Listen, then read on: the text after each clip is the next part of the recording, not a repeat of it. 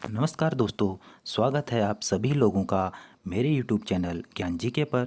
तो गाइज आज हम बात करेंगे माननीय प्रधानमंत्री जी के जन्म दिवस पर, यानी कि 17 सितंबर 2022 को प्रधानमंत्री मोदी जी के द्वारा ही लॉन्च की गई चिता री इंट्रोडक्शन प्रोजेक्ट, यानी कि प्रोजेक्ट चिता के बारे में हम विशेष चर्चा करेंगे, विस्तृत चर्चा करेंगे। तो इसके बारे में हम बात करेंगे गाइज, और तो वीडियो को अंत तक देखिए। इस योजना के तहत जो ये चिता री इंट्रोडक्शन प्रोजेक्ट है, या इसको हम कह सकते हैं प्रोजेक्ट चिता, तो इसके तहत या इस योजना के तहत अफ्रीकी देश नामीबिया से 8 चीतों को, जिसमें 5 मादा यानी कि फीमेल और 3 मेल यानी कि नर चीतों को एक विशेष विमान से, उस विमान की हम बात करें तो बोइंग 747 विमान के द्वारा लगभग 8,000 किलोमीटर की लंबी दूरी तय करके 17 सितंबर 2022 को इन चीतों को, जो ये 8 चीते हैं, 5 मादा यानी कि फीमेल, 3 मेल यानी कि नर, लगभग 8 चीतों को जो है मध्य प्रदेश के कुना राष्ट्रीय उद्यान, कुना नेशनल पार्क में छोड़ा गया है और यहाँ पर लाया गया है, और यहीं पर इन चीतों का पालन पोषण किया जाएगा, इनके जीवन चक्र को आगे बढ़ाया जाएगा। तो गाइज जो ये योजना है,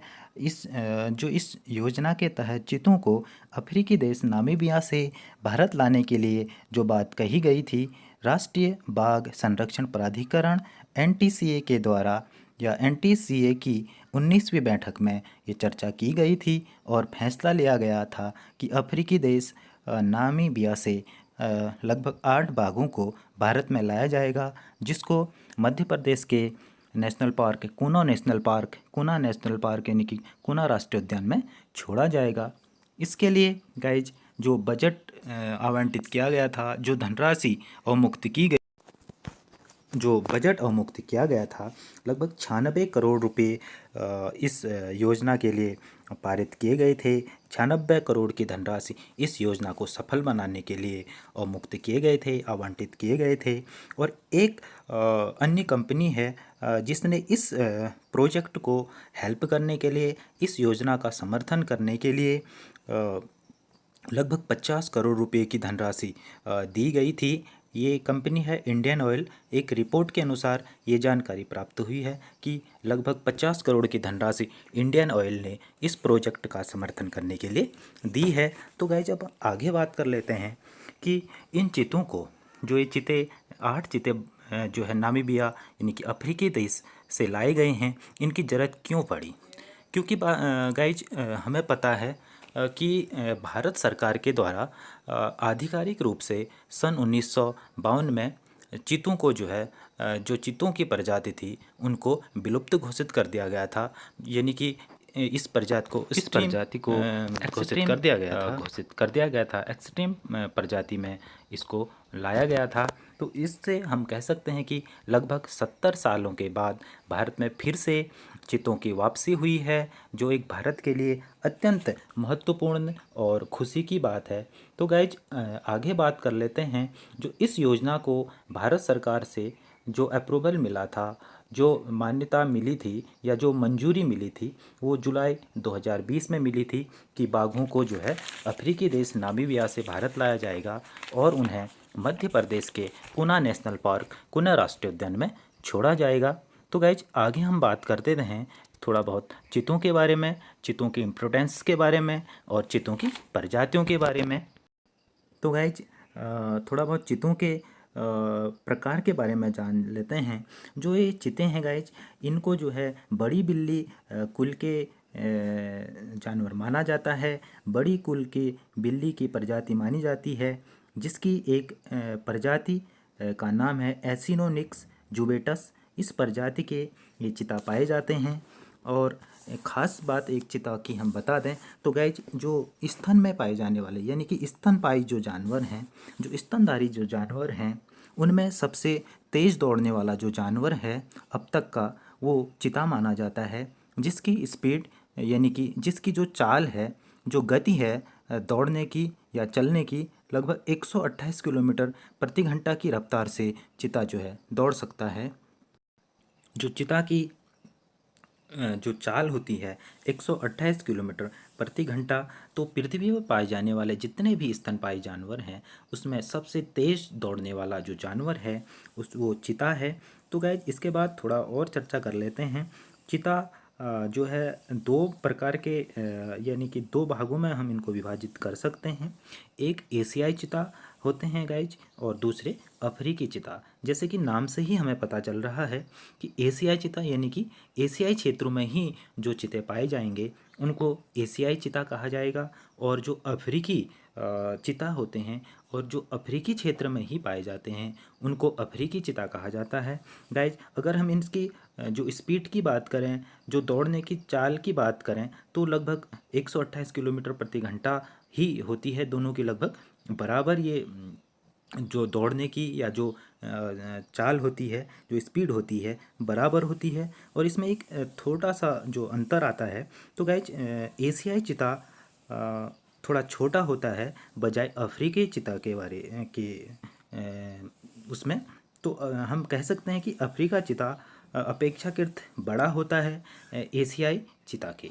तो जो एशियाई चीता होते हैं थोड़ा छोटे होते हैं और अफ्रीकी चीता उससे थोड़ा बड़े होते हैं। तो गाइज एक बात और हम इसमें आपको बताना चाहते हैं कि जो ये चीते हैं, जो चीतों को 8 चीतों को जो नामीबिया से भारत लाया गया था, इनमें एक विशेष प्रकार का आरएफ लगा हुआ था जिसको रेडियो फ्रिक्वेंसी कहा जाता है, और उन रेडियो फ्रिक्वेंसी आरएफ लगा कर ही उनको विशेष विमान से भारत लाया गया था।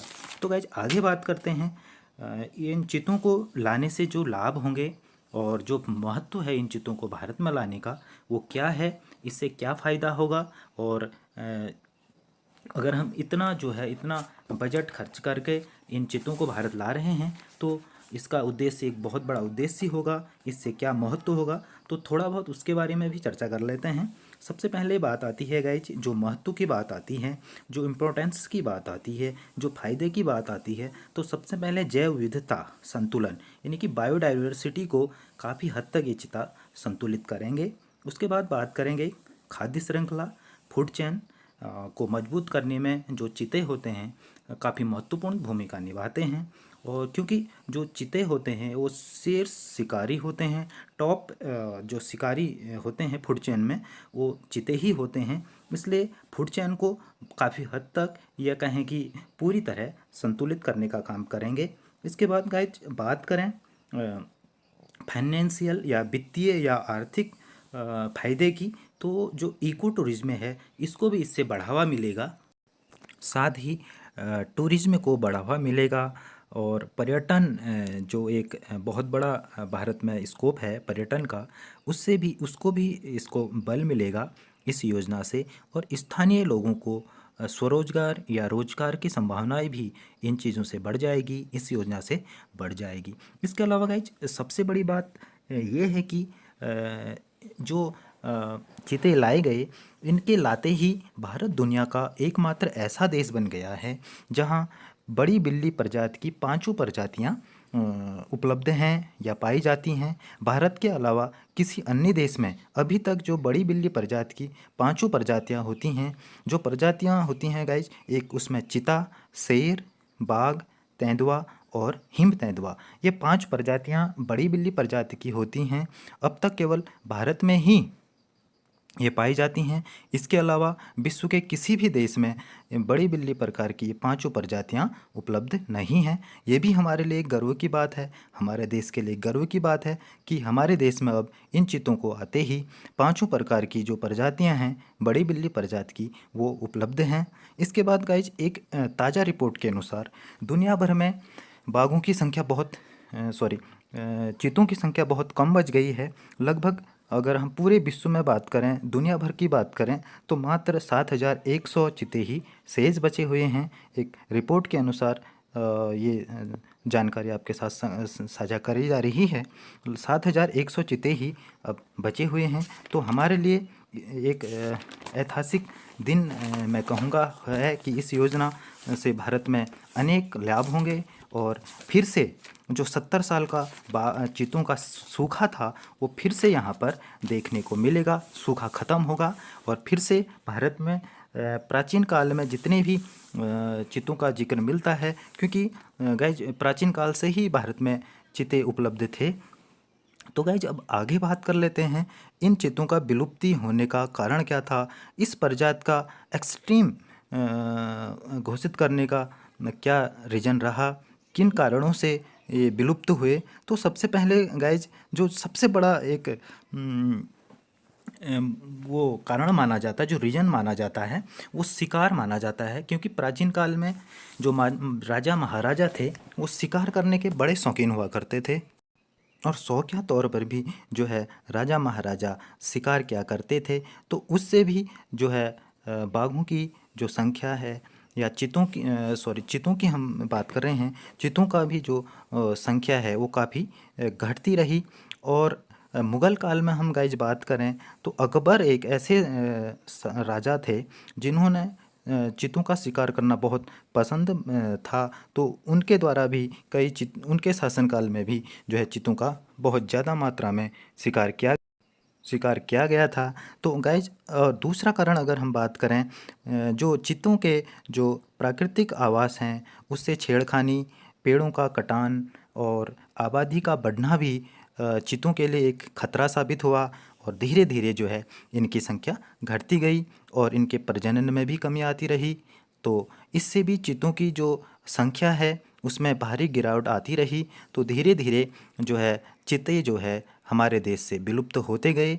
और एक दिन ये आया कि 1952 में भारत सरकार के द्वारा आधिकारिक तौर पर ऑफिशियली ये घोषणा करनी पड़ी कि भारत में अब जो है चिते जो है समाप्त हो चुके हैं, विलुप्त हो चुके हैं।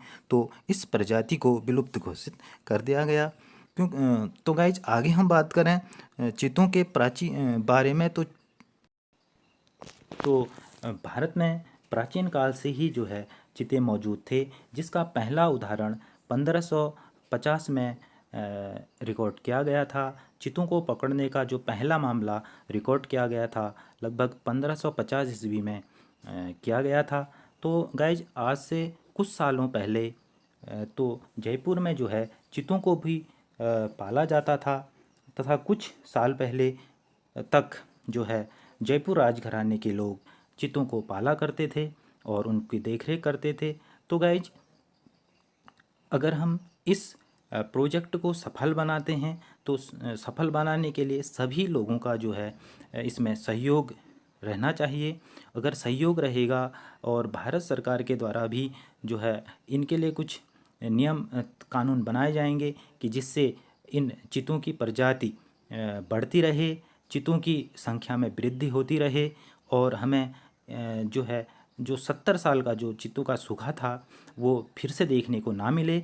तो गाइज इसी उम्मीद के साथ कि ये वीडियो आपको पसंद आई होगी, ये जानकारी आपको पसंद आई होगी। तो गाइज अगर ये वीडियो आपको पसंद आए तो प्लीज़ सब्सक्राइब कीजिए, लाइक कीजिए, शेयर कीजिए। Thanks for watching.